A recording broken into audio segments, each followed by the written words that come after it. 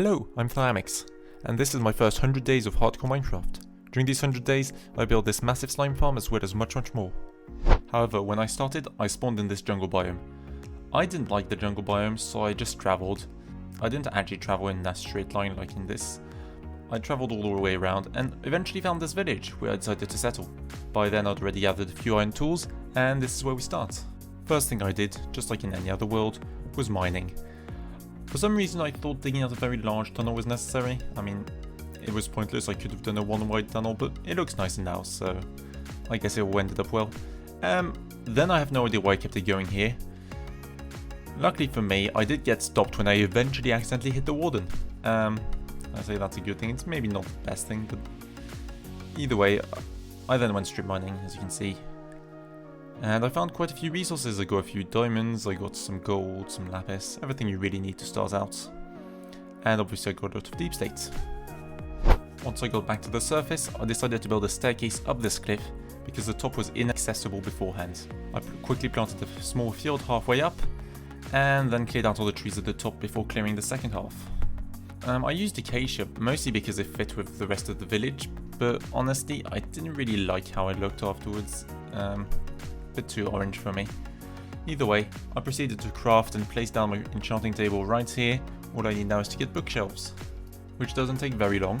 All I needed was a few cows, which I bred up and killed, which sounds very mean, but either way. Then I got some sugarcane, let it grow for a little bit, then harvested it.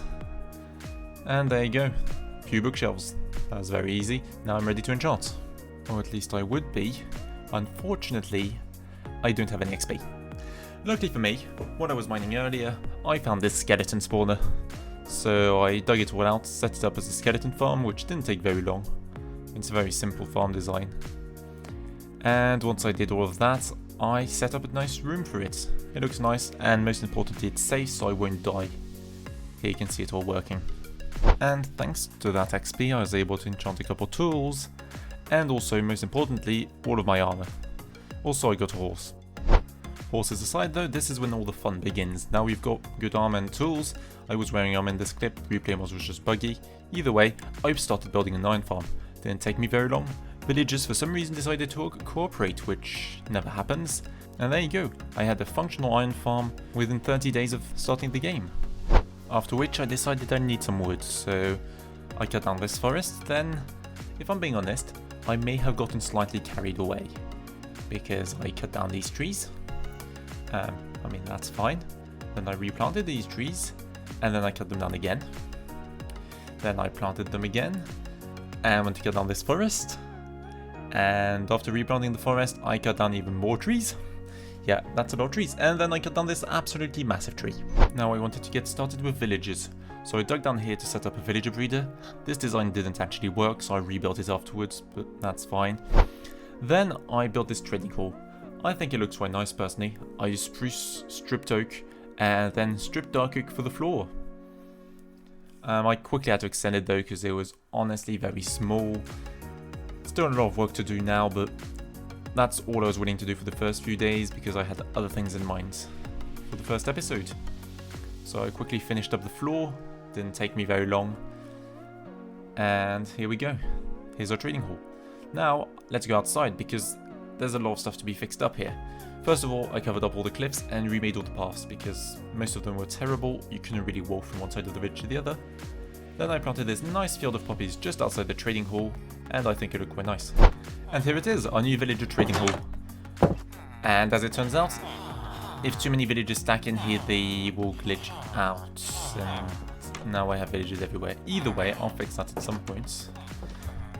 Here are our villagers. So we have the mending guy, who I'm still surprised got his first try.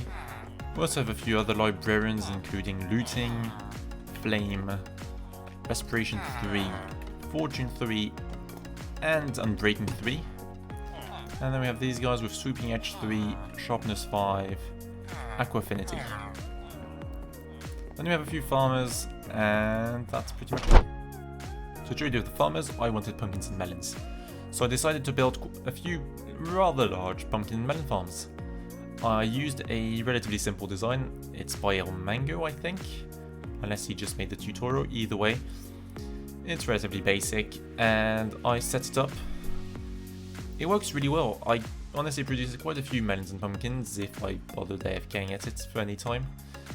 But as you'll see later, my next project I decided to build just out of range so it can be generating pumpkins and melons. Either way, I mounted 2 floors too because I wanted to not run out. It didn't work, I keep running out. I now have pumpkins and melons to trade to villagers. And I think it works pretty well. I mean, no one really AFK'd and I already have probably a stack of melon blocks, won't it? Let's say stack of melon blocks, and I took most of these pumpkins to make iron golems, but either way, I have a few pumpkins and melons already. So I can then quickly run up and trade those. Sorry, eating. And trade those with the farmers. This guy's so gonna get killed if somebody turns up one day. Farmers, here they are. We need to fix that. Either way. And wonderful. Emeralds. It's now time for a big project. I want to make a slime farm. For that, well, for it to run efficiently, I'll need to remove all the blocks on top, all the way down to deep state. I'm not going to go to bedrock because it's way too far down. So for that, I'll need a beacon. And for a beacon, I need wither skeleton skulls. So, I had to kill some wither skeletons. This took a very long time. I think I killed 96 according to my statistics. Yeah, I don't want to do that again. Either way, I even built this spawning platform, which didn't help at all. I did eventually get my first goal here, which was followed by the second about 30 minutes later, right there. And that one was nearly instantly followed by the third. And now we have the skulls, we're ready to fight the wither. A few potions and a bit of milk later. Here we go, I was ready. 1, 2, and start replay mode. That stopped it. Start replay mode. And 3. Perfect. And here we go.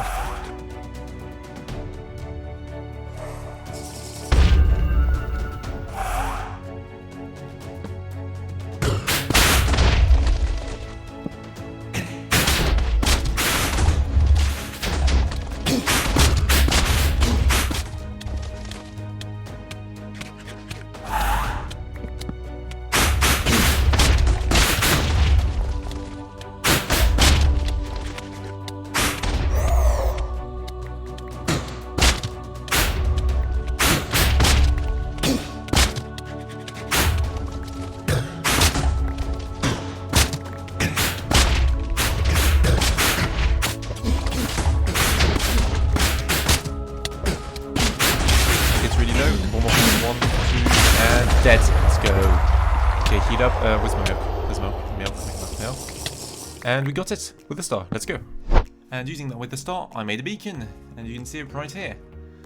Now I can finally start on the project. So, to start the slime farm, we needed a hole. A very big hole because I wanted to clean out every block above it to increase spawn rates. So I dug it down and set up the beacon, and then I started digging. And let me tell you, there was a lot of digging to do. You even have to fill in all that water. There's water caves and everything. It was extremely painful. I covered it up to protect from phantoms and to avoid falling in, because that would have just been an unfortunate way to die. And then I just started digging, and I didn't really stop for like 5 or 6 hours straight. It took a very long time. Such a long time that it gives you just enough time to like, subscribe, and even hit that bell. And leave a comments with stuff, I don't know. Either way. The reason I need a slime farm is because I want to dig a perimeter, and I'm not going to go around digging it like that. For that I need flying machines. And flying machines need slime. Here you can see me starting the slime farm. It's relatively simple design again. I mean, slime spawn on the platform, they see the iron golems on the side, they try and chase the iron golems, they fall off onto the water streams and magma blocks, and they die, and the water pushes the remaining items into the hopper minecarts underneath. And there you go. And now I just had to add 3 extra platforms on top, and that was just about complete.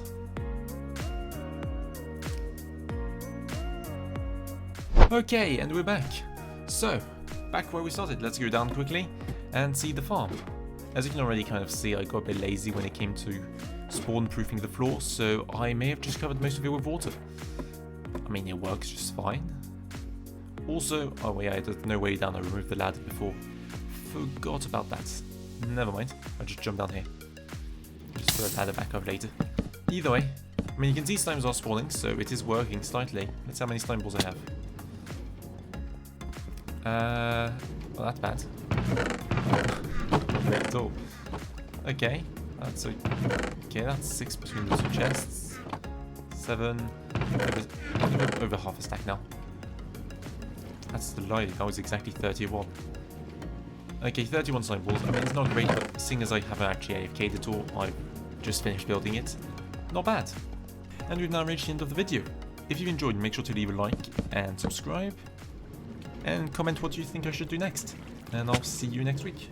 Goodbye.